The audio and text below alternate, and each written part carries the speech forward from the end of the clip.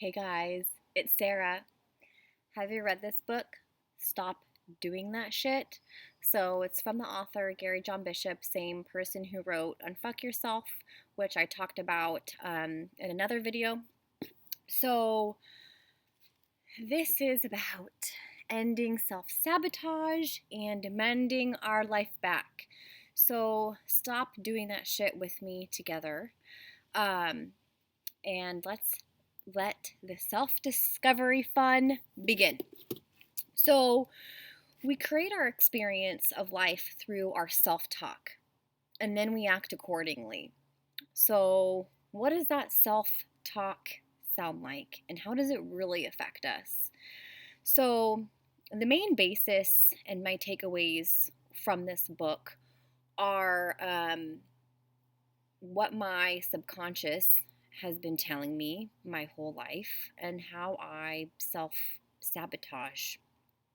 And there's three saboteurs that I'm going to go over. And the first one is your personal conclusion of yourself. So, how do I look at myself? How do I view myself? How do I perceive myself? So, our personal conclusion is the thing that we say to ourselves when no one's looking, when there's nothing to prove, there's no one to impress. It's every time you're pressed, stressed, you fail at something, and it rises, and that's what's controlling you. So, what are the automatic reactionary thoughts you have when you suffer any kind of setback in life? So, some examples would be I'm not smart enough. I'm a loser. I'm incapable. I'm not loved. Mine is I don't matter. And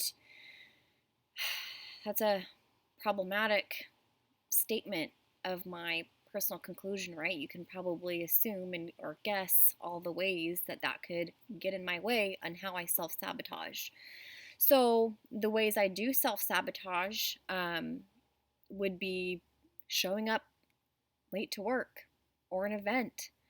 Um, if I show up late 5 minutes here or there, it's okay because I don't matter. They don't need me, you know. Um, I also have a fear of being lazy.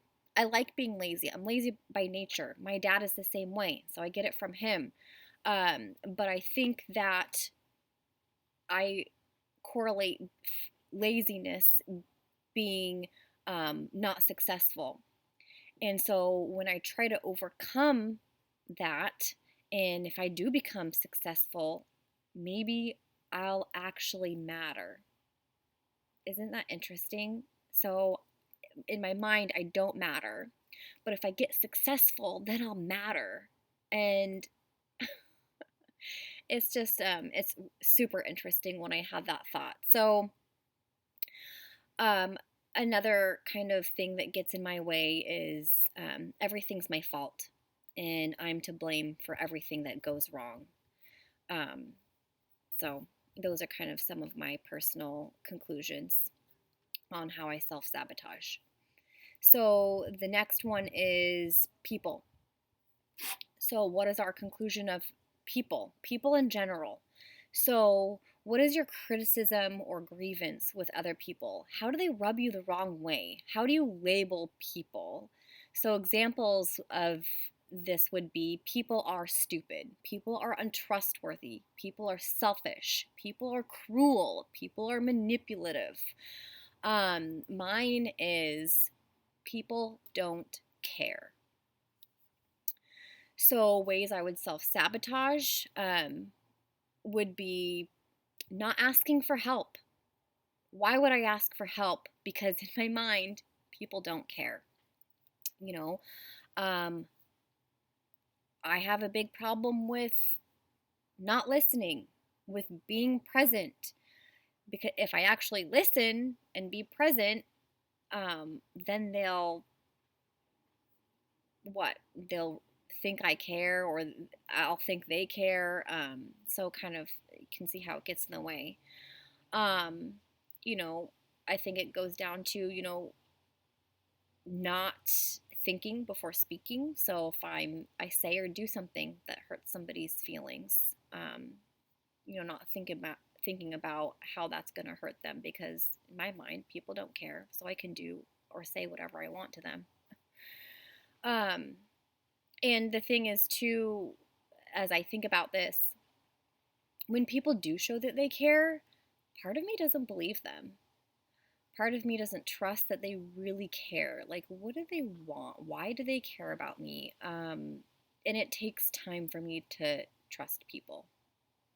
So, all right, the third saboteur is life in general. So, think about times when you're stressed out or discouraged. What are the familiar pattern thoughts that pop into your head during those times? So look at the things you want in life that you either don't pursue or always just feel you fall short of.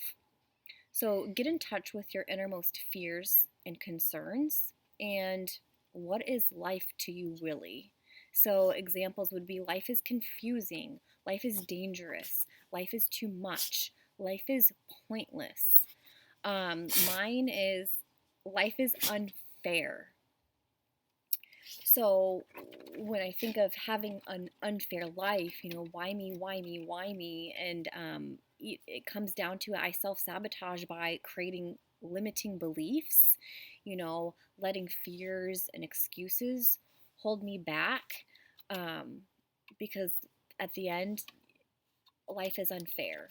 So, anyways,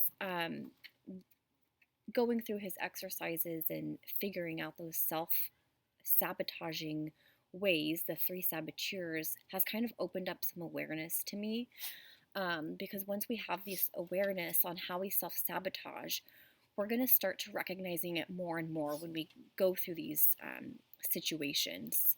And they're going to creep up. They're always going to creep up. And what we can do is accept it and then course correct. Because when it comes down to inspiration, motivation, passion, whatever we're looking for in life, that's on us to get. So taking risks and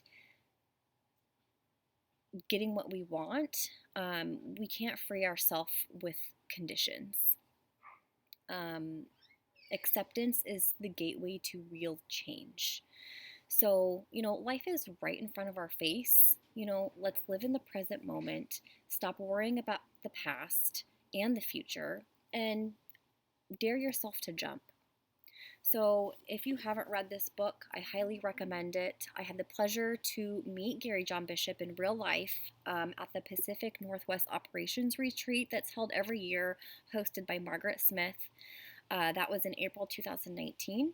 It's for operations, so people who are in a job role of operations. And if you are at all interested in connecting with me on that, let me know. I'd be happy to talk with you. And let me know if you've read this book or will read this book and how it's impacted your life. And thank you so much for listening.